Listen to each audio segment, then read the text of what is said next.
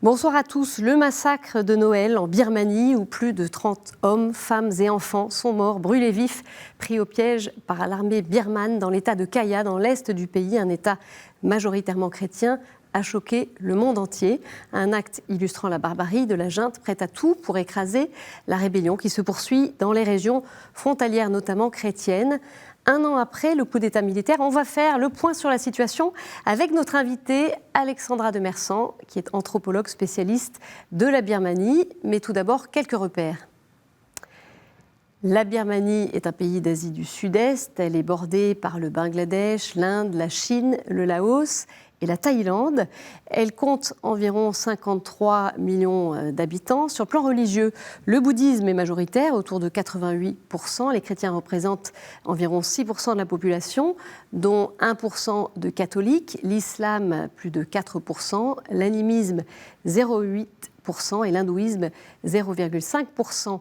Rappelons que la Birmanie compte officiellement 135 ethnies, la principale étant l'ethnie Bamar. Tout de suite, je retrouve notre invité.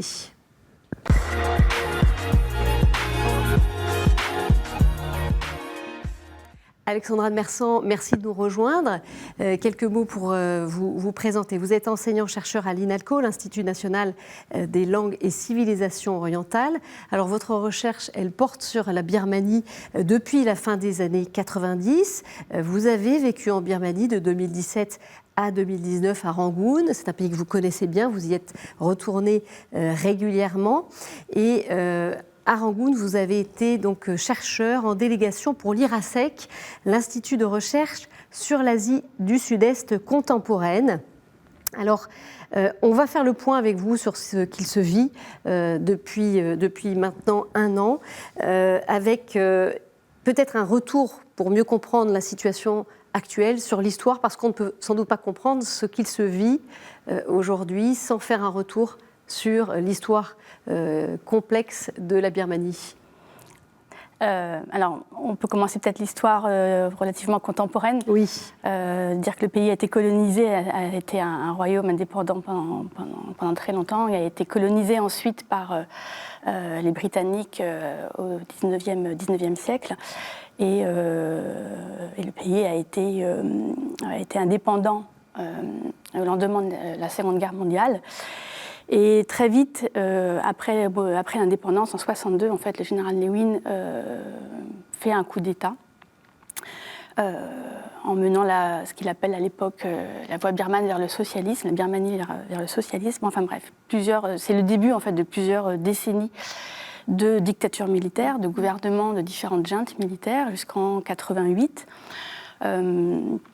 Où des premières manifestations ont eu lieu dans le pays, des manifestations très populaires qui ont été réprimées dans la violence. Et puis finalement, contre toute attente, les militaires organisent des élections en 1990.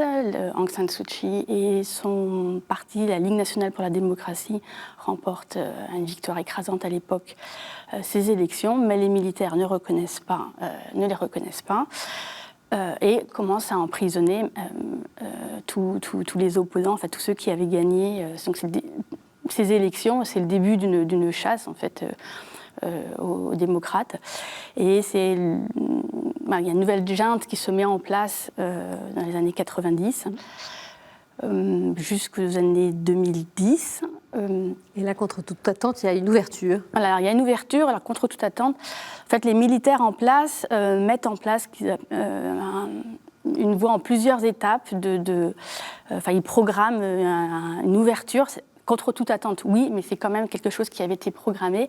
Et une des étapes importantes de cette programmation de l'ouverture des militaires, c'est l'élaboration d'une constitution en 2008. Et ça, c'est important de le savoir. Donc une constitution qu'ils font voter pour eux les militaires, une nouvelle constitution et qui va déboucher sur des élections en 2010.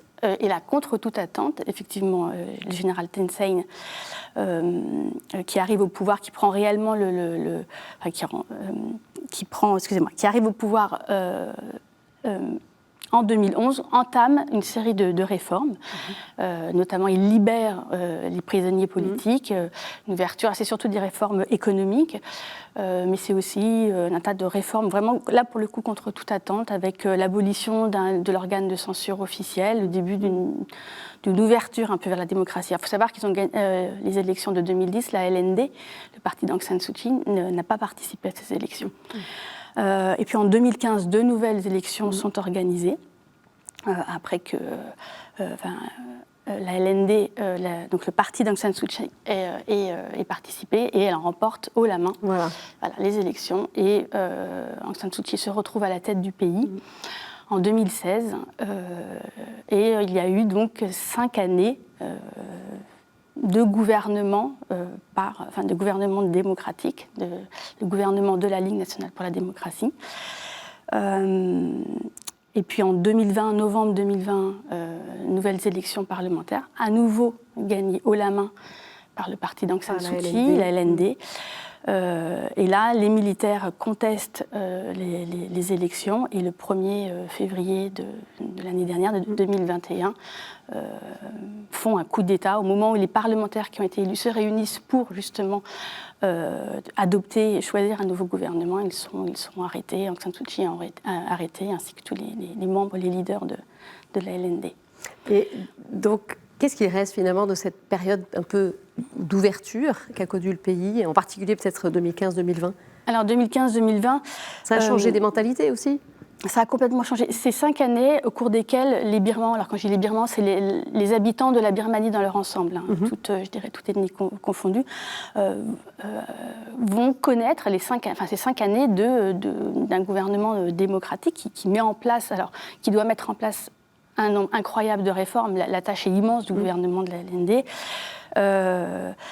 Mais c'est vraiment une ère à part, un moment complètement particulier qui va être quand même entaché par une situation dramatique, notamment pour les musulmans d'Arakan, les Rohingyas, qui vont connaître un nettoyage ethnique en 2017.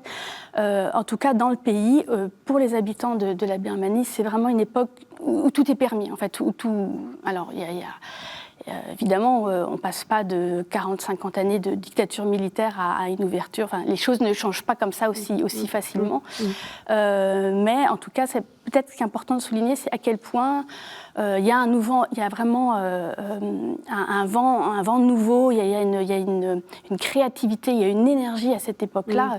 C'est un peu le moment de tous les possibles. Et la LND, par exemple, a fait le choix, effectivement, dès l'arrivée au pouvoir, à la tête de l'État, d'entamer une politique de réconciliation nationale, d'essayer d'unifier le pays, parce qu'en fait, un des problèmes principaux du pays depuis l'indépendance, c'est la question de l'unité nationale, de la consolidation nationale.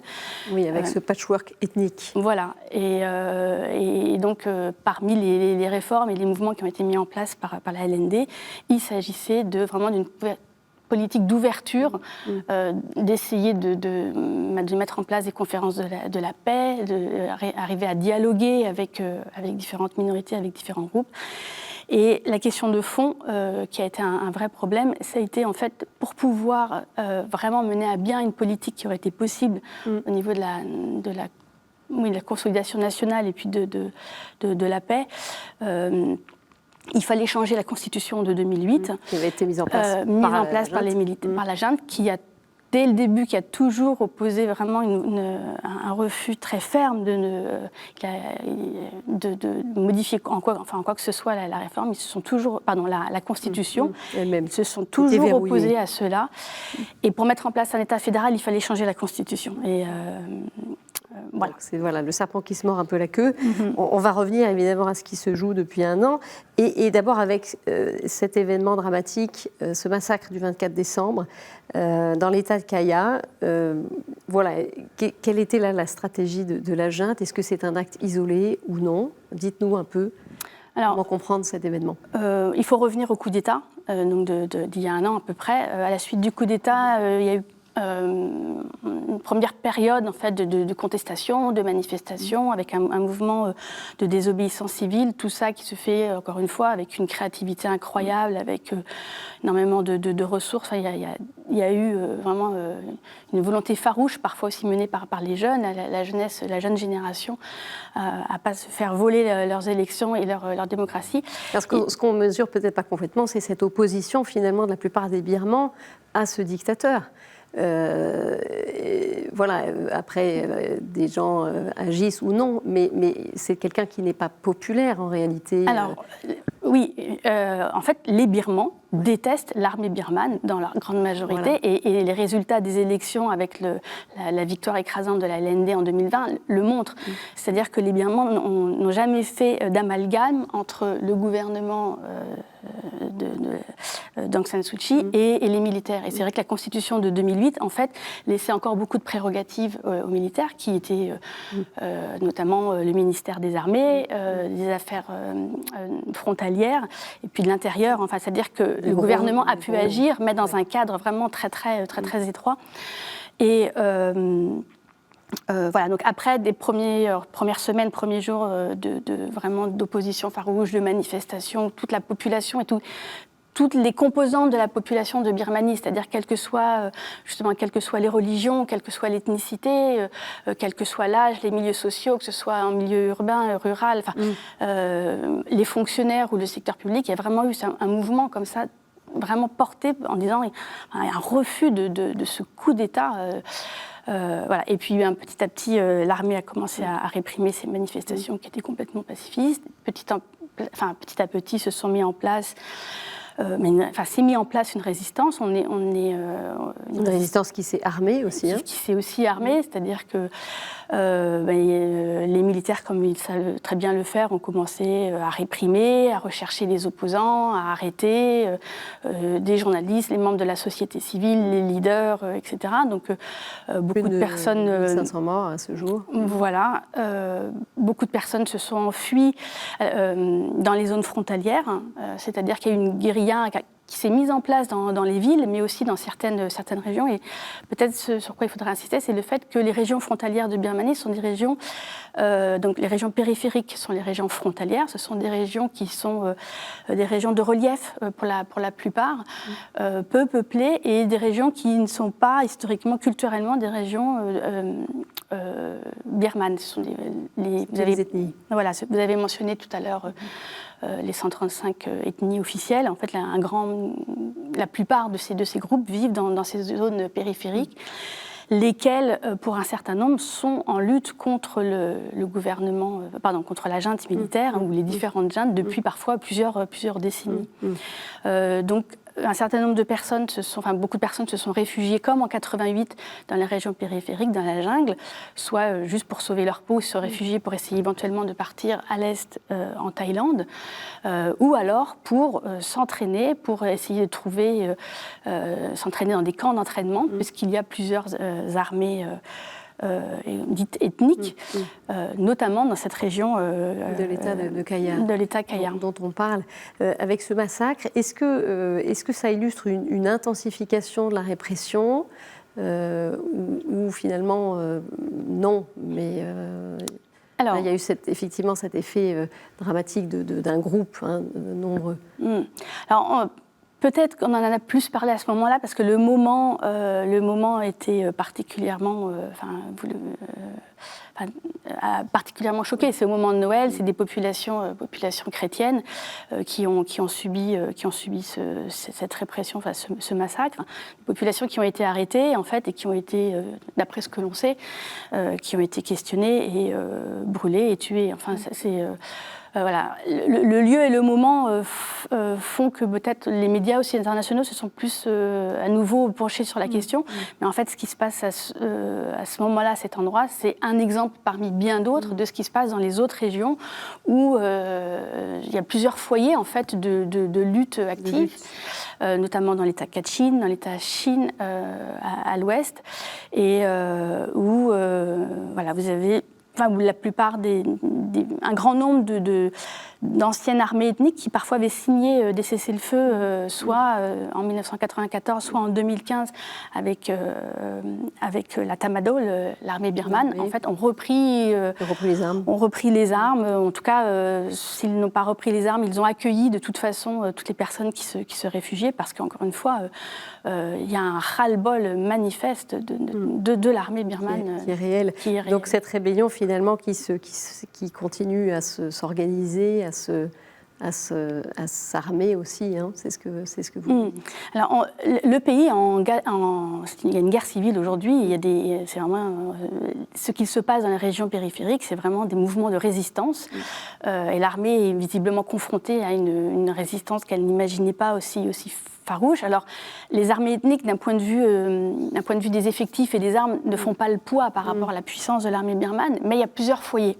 D'une part, et il y a une volonté tellement farouche de lutter. Ils se retrouvent. Certains analystes disent que c'est la même chose qu'en 88-90. La répression est un peu différente. Puis, vraiment, ils font face à une résistance qui lutte, qui continue à lutter aujourd'hui, pas uniquement d'ailleurs dans les régions périphériques, en Birmanie centrale aussi. Et voilà, ce qui s'est passé à Noël, c'est ce qui continue à se passer jusqu'à aujourd'hui. On voit que l'armée birmane est quand même en difficulté parce qu'elle fait un usage, alors justement, des forces aériennes et de façon accrue et dramatique, parce qu'elle lance des bombes en fait sur les civils. Enfin, il y a un appel à arrêter ces massacres de part et d'autre. Encore récemment, les Nations Unies ont condamné le survol d'espace et le fait de systématiquement s'en prendre aux populations civiles. Il y a énormément de déplacés dans le pays et ce sont des cibles de l'armée birmane. Bien sûr, on va en parler justement de ces populations, de ces civils. Alors, quelle est la situation sur place? Direction Myitkyina, dans le nord du pays, dans l'état Kachin. Nous retrouvons Sœur Anne. Souvenez-vous, il y a un an, cette petite sœur infirmière est sortie de l'anonymat grâce à une photo la montrant agenouillée dans la rue face à la police, lui implorant de ne pas tirer sur les manifestants. Cette photo, elle a fait le tour du monde entier. Alors, un an plus tard, Sœur Anne, elle continue d'agir auprès des plus pauvres. On écoute son témoignage recueilli par Stéphanie Tesson. Many people are see the mountain, the forest. They are crying,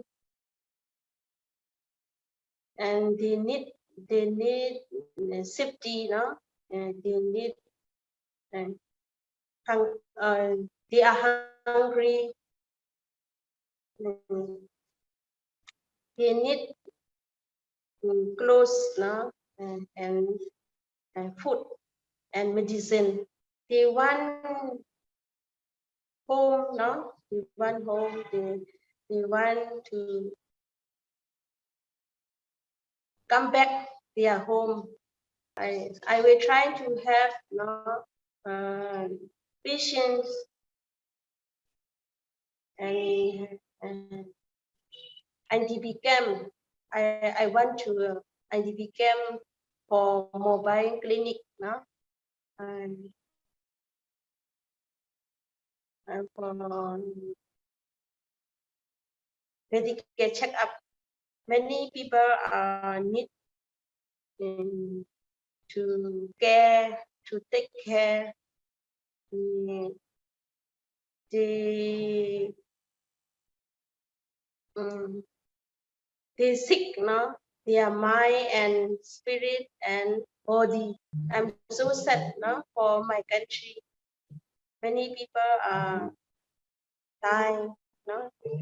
Alors voilà le témoignage de Sœur Anne qui nous parle effectivement de cette population qui souffre et qui est visée par l'armée, hein, c'est ce que vous nous dites. En plus, comme le Myanmar, la Birmanie, comme le reste du monde, a beaucoup souffert de la pandémie avant le coup d'État, qui avait déjà fragilisé un grand nombre de populations, les journaliers notamment, toutes les personnes, il y en a beaucoup qui ont quitté il y a eu un exode rural important dans les années 2010-2015 en Birmanie, et c'est vrai que le pays était très appauvri, et là, en plus, avec le coup d'État, il se retrouve dans une situation économique extrêmement difficile. En plus, les premières personnes qui ont participé à ce mouvement de désobéissance civile après le coup d'État étaient des infirmiers et les médecins. Donc le système médical est extrêmement... en mauvais état, il n'était déjà pas très fort, mais il a été très très malmené. Et oui, les populations souffrent énormément. Et je vous ai dit, la répression de l'armée birmane est terrible. Et la situation économique est terrible. Alors, en plus, dans des régions qui, de toute façon, sont quand même, toutes les régions rurales, les régions de montagne, etc., sont quand même des régions plus pauvres, beaucoup moins développées et beaucoup moins pourvues en différentes administrations ou systèmes de santé. Les services. Alors, on ne peut pas évidemment faire de projection sur l'avenir, mais il y a ce gouvernement d'unité nationale en exil qui a été constitué au lendemain du coup d'État, donc qui agit depuis l'étranger. Finalement, voilà, quel projet et est-ce que les choses peuvent bouger s'il y a une influence internationale, une reconnaissance aussi de ce gouvernement ? C'est très important de reconnaître le gouvernement d'unité nationale qui effectivement a été formé à partir essentiellement des parlementaires qui avaient été élus, mais c'est un gouvernement qui a vraiment montré, en tout cas qui affirme sa volonté et qui montre des signes forts de cette volonté d'être beaucoup plus inclusif, encore plus qu'il ne l'avait été. Il a besoin de soutien, il a le soutien de la population en Birmanie, de la plupart de la population en Birmanie. Bien sûr, il faudrait un petit peu nuancer, mais de manière générale, il y a une urgence à reconnaître ce gouvernement qui est soutenu par les populations. Et qui aussi soutient les groupes de rébellion ? Alors oui, bien sûr. En fait, un grand nombre de groupes de milices locales contre l'armée se sont mis en place, les People Defense Force, les PDF, et qui sont sur place et qui, bien sûr, ont besoin de cette reconnaissance, de ce poids. Enfin, tous les groupes, tous les éléments qui luttent contre les Birmans, contre l'armée birmane, aujourd'hui, reconnaît dans une grande majorité ce gouvernement d'unité nationale. Il est vraiment urgent que les États, que les puissances étrangères soutiennent ce gouvernement. Merci beaucoup Alexandra de Mersan pour votre décryptage. On va bien sûr continuer à suivre ce qui se passe en Birmanie. Voilà, tout de suite, place à d'autres actus dans le monde.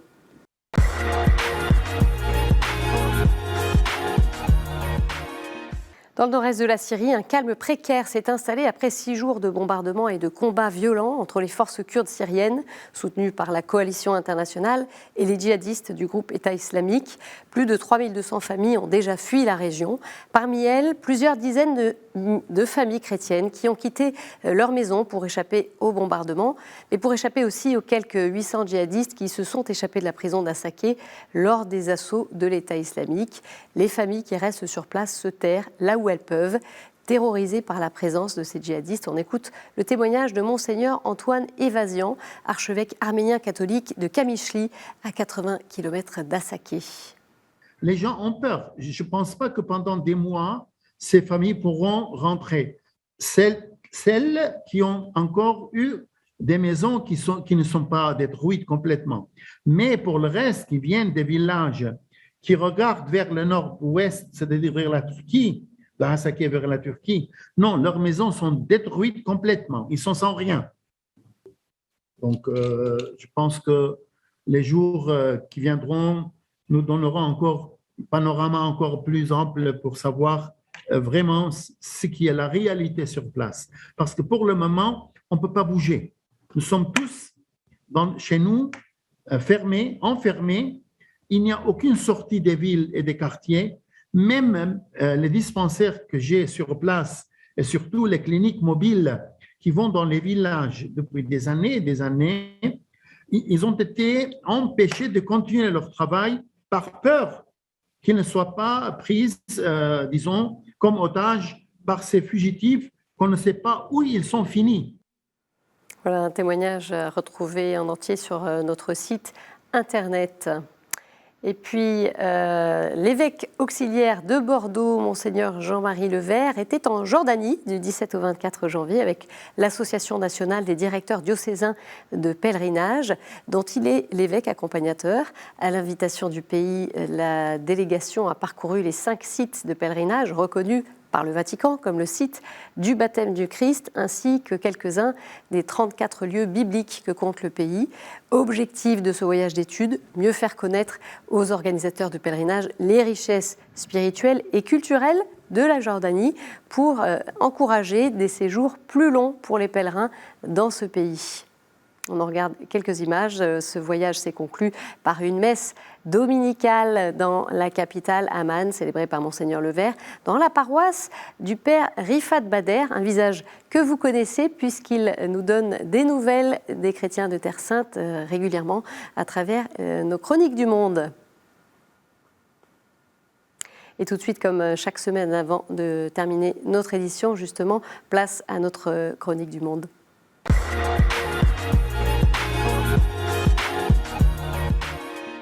Aujourd'hui, nous retrouvons depuis le Canada le Père Dominique Lerouzès, qui est prêtre du diocèse de Québec. Alors bonjour, alors ici au Québec, depuis le 20 décembre dernier, alors le gouvernement a imposé le passeport vaccinal au lieu de culte et la virulence du virus Omicron alors a fait en sorte que ici dans mon diocèse, le diocèse de Québec, nous avons dû fermer même les lieux de culte et donc il ne nous était pas permis d'accueillir les gens même durant la messe de Noël, le jour de l'an, etc. Mais les rassemblements publics à l'extérieur sont permis jusqu'à 250 personnes avec la distance, le masque. Et donc, certaines paroisses, sanctuaires dans tout le Québec, eh bien, se sont lancées dans les messes à l'extérieur. Donc, plusieurs paroisses de mon diocèse, Saint-Ambroise, la mission Bellechasse-et-Chemin, paroisse Saint-Thomas d'Aquin, mais aussi le sanctuaire Notre-Dame-du-Cap, le sanctuaire Sainte-Anne-de-Beaupré, la cathédrale de Montréal. Eh bien, on a offert comme ça l'Eucharistie à des gens qui venaient dans des températures allant de -13 à -25 pour célébrer l'Eucharistie. Alors, pour moi, ça m'émerveille parce que c'était une manière, au fond, de pouvoir... C'est toujours difficile de pouvoir imposer le passeport vaccinal à un frère, une sœur qui veut célébrer le Seigneur. Alors, ce sont des initiatives qui m'ont beaucoup réjoui et que je vous rapporte aujourd'hui. Voilà, c'est la fin de cette édition. Merci de votre attention. Vous pouvez la retrouver sur notre site internet, mais aussi sur nos réseaux sociaux. Je vous souhaite une très belle soirée, une très belle semaine. On se retrouve jeudi prochain. Au revoir.